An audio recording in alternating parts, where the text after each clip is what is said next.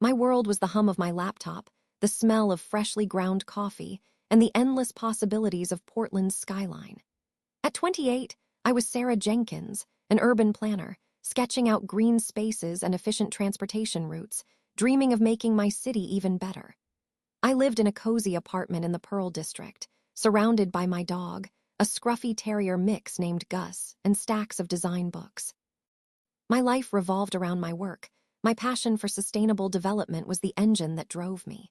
I spent countless late nights at my desk, fueled by ambition and a genuine belief that I could contribute something meaningful to my beloved city. My current project was everything to me, a proposal for revitalizing the old waterfront district with eco-friendly housing, community gardens, and public art. I poured my soul into it, meticulously researching, designing, and collaborating.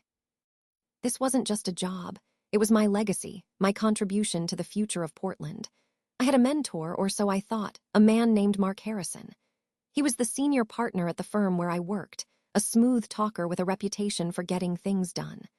I admired his drive, his connections, and his seemingly endless wisdom. I trusted him completely, sharing all my ideas, all my progress, especially on the waterfront project. He'd often review my files, offering what I thought were helpful critiques. Then came the day the city announced the finalists for the waterfront redevelopment. My firm was on the list, but my name wasn't. Instead, the proposal was listed under Mark Harrison and his team. My jaw dropped as I saw the concept drawings, the very heart of my vision, presented as his. Every detail, every innovative idea I had nurtured was there, attributed to him. My world didn't just shake, it shattered. My dream, my hard work, my future stolen. My problem was clear. Mark Harrison had stolen my work, my identity, and was about to profit immensely from it, leaving me with nothing but a ruined reputation and a broken spirit. I felt an emptiness in my stomach, a cold dread that spread through my veins. How could someone I trusted so completely betray me like this? I felt like a fool, naive and vulnerable, used and discarded. I confronted Mark, my voice trembling with rage and disbelief. He just smiled, a cold, calculating glint in his eyes. He denied everything, of course, claiming I was unstable, that my ideas were inspired by his earlier concepts. He even had forged documents, slight alterations to dates, to make it seem like he'd been working on similar ideas long before me. My immediate supervisor, swayed by Mark's power, sided with him. I tried to gather evidence. I went through my old files, my emails, anything that could prove my ownership. But Mark was too smart, too practiced in his deceit. He had systematically deleted my digital footprint on company servers related to the project, making it look like I had merely assisted him. My colleagues, afraid of Mark's influence, avoided me. They knew I could see it in their eyes, but no one dared speak up. The firm quietly let me go, citing performance issues and insubordination. My professional life, which was everything to me, was now in shambles. I sought legal advice, spending what little savings I had. The lawyers told me it would be an uphill battle, expensive and potentially career-ending even if I won, which they doubted.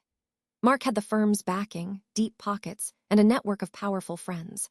The news of the stolen project, twisted to make me look like a disgruntled employee, spread like wildfire through Portland's tight-knit urban planning community. Other firms wouldn't even consider my applications. My reputation was in tatters. I felt isolated, a pariah. Gus, my loyal dog, was my only comfort during those dark days. I spent my days staring at the river, watching the proposed development site, feeling a burning resentment grow inside me. My savings dwindled, and I faced the very real threat of losing my apartment. I started taking odd jobs, freelance graphic design, anything to pay the bills. The dream of making Portland a better place now felt like a cruel joke. One rainy evening, I saw an article in the local paper. Mark Harrison, beaming, shaking hands with the mayor, breaking ground on my waterfront project. He was hailed as a visionary, a genius. He was receiving awards, getting speaking engagements. I was a nobody, struggling to pay rent, my dreams utterly crushed. I felt a complete and utter despair wash over me. I had lost everything, my career, my reputation, my financial stability, and my sense of self-worth. It felt like a physical weight on my chest, pressing me down. All my efforts had not only failed, but had made things demonstrably worse, cementing Mark's victory and my ruin. I was alone, defeated, and truly believed there was no way out, no path to redemption. The thought of just giving up was a constant hum in my mind. But as I watched Mark's smug face on the news, something hardened inside me. Despair turned into a cold, clear fury. I wasn't going to let him get away with it. Not like this. I remembered a small, obscure detail from one of my early prototypes for the waterfront design, something I thought was a clever, almost hidden, signature. It was a specific, highly unconventional structural element for the pedestrian bridge, designed to be visually appealing, but also a critical component of the entire project's energy grid, linking to the community garden's irrigation system. It was unique, something only I would have come up with. It wasn't visible in the initial renderings, only in the detailed engineering schematics. Mark, in his haste to steal, had copied it without fully understanding its purpose or significance, just saw it as part of the design. I spent weeks meticulously digging, not for public records, but for something more subtle. I connected with an old engineering professor, someone I trusted implicitly, and subtly guided him to review the publicly available structural plans for the bridge. I framed it as a hypothetical academic exercise. He quickly spotted the anomaly, the highly inefficient and unnecessarily complex structural choice that would only make sense if integrated into a specific, larger, multi-system design, exactly like mine. It was a glaring oversight, a design flaw if it wasn't part of my original vision. This was it, my last shot. I carefully compiled my original detailed schematics, the ones with the unique bridge element, and cross-referenced them with the professor's analysis, highlighting the inconsistency and outright impracticality of Mark's adapted design without the full system I had conceived.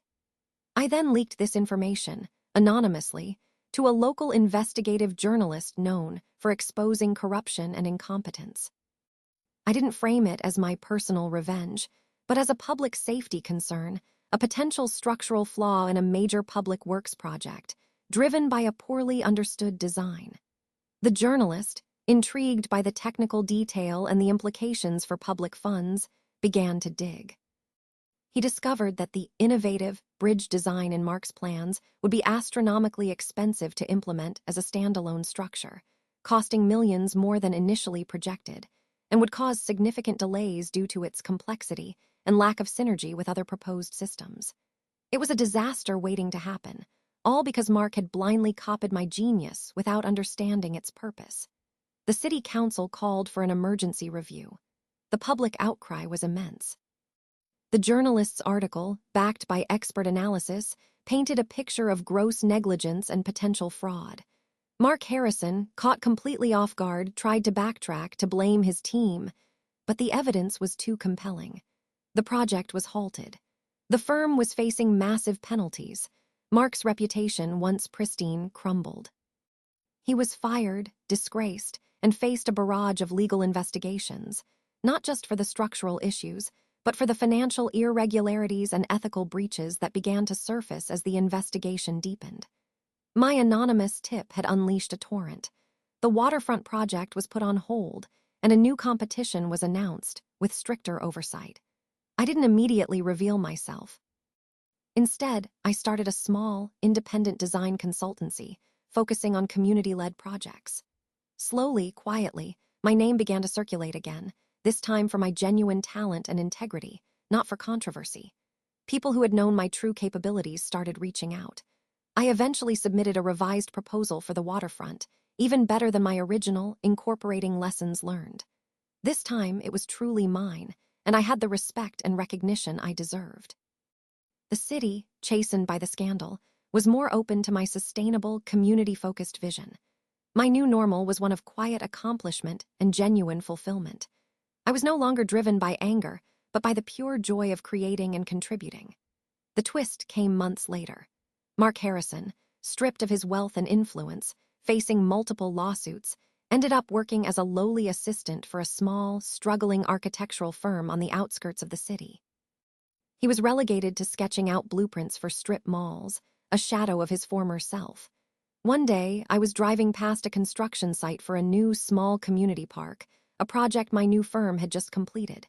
And there he was, Mark, in a hard hat, looking utterly defeated, overseeing the placement of a simple park bench. He didn't see me, but I saw him. The poetic justice was complete.